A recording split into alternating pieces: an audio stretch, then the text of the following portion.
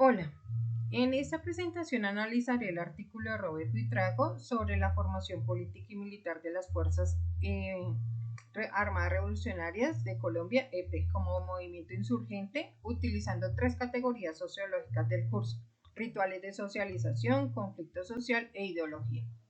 Elegí estas tres categorías porque permiten entender el fenómeno insurgente desde la estructura organizativa, las condiciones sociales que la originan y el papel de las ideas en la producción del poder.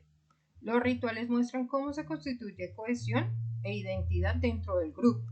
El conflicto social permite ubicar a las FARC dentro de una disputa estructural por tierra, poder y reconocimiento. Y la ideología revela cómo se legitima el proyecto insurgente y se moldean subjetividades. Con estas tres categorías se puede comprender el movimiento más allá de su dimensión militar como un proceso social y simbólico. Voy a hablar de la primera categoría, que es la noción del ritual. Según autores como Randall Collins, los rituales de interacción crean cohesión emocional, orden social y sentido de pertenencia. En el artículo de Buitrago se evidencia cómo las FARC construyeron un sistema educativo interno con escuelas móviles, círculos de lectura, instrucción política y espacios de reflexión permanente. Además, existían prácticas físicas, rutinas disciplinarias y jerarquías que organizaban la vida cotidiana. Estas prácticas pueden entenderse como rituales de socialización porque enseñaban normas, valores, obediencia y una moral insurgente compartida. No se trataba solo de entrenar militarmente, sino de formar sujetos comprometidos emocional e ideológicamente con el proyecto insurgente. Estos rituales permitieron cohesionarse durante décadas a pesar de las dificultades del conflicto armado. La segunda categoría aplicada es el conflicto social. Desde autores como Simmel y Marx, el conflicto no es únicamente destructivo, también produce identidades, cambios y procesos de socialización. En el artículo se señala que el surgimiento de las FARC se ubica en un contexto de exclusión rural, desigualdad en el acceso a la tierra, violencia estatal y falta de representación política. Comprender esto desde la teoría del conflicto permite ver que el movimiento insurgente no aparece de manera aislada, sino como respuesta a condiciones estructurales.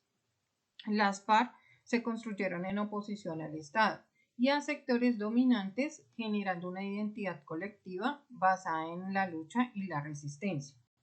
Así, la guerra puede entenderse no solo como un enfrentamiento armado, sino como un conflicto social por reconocimiento, justicia y redistribución del poder. La tercera categoría es la ideología como forma de dominación simbólica. Para autores como Marx o Foucault, el poder se sostiene también sobre ideas, discursos y significados capaces de orientar acciones. En el artículo observamos que las FARC desarrollaron una formación política basada en marxismo, conciencia de clase, revolución socialista y transformación social. La ideología construyó una narrativa que legitimaba la insurgencia, justificaba los sacrificios y daba sentido a la vida militante. Así, el poder dentro de la organización no solo fue militar, sino discursivo. Se reproducía a través de creencias compartidas, símbolos, consignas y educación política.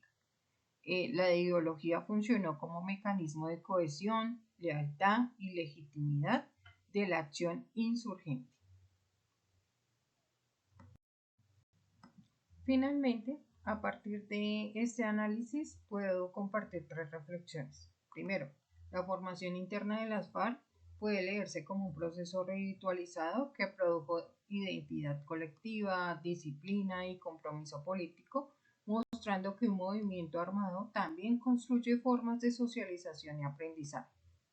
Segundo, situar el fenómeno dentro del conflicto social permitió entender que la insurgencia no surge únicamente de la voluntad de violencia, sino de desigualdades históricas y disputas culturales por reconocimiento y poder.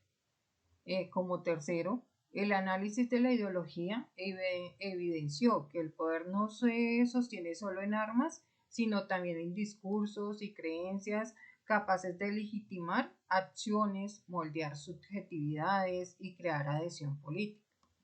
Con estas categorías, el artículo se revela como un espacio donde se articulan información, poder, conflicto y significado, permitiéndonos comprender el caso de las FARC como un fenómeno sociológico bastante complejo.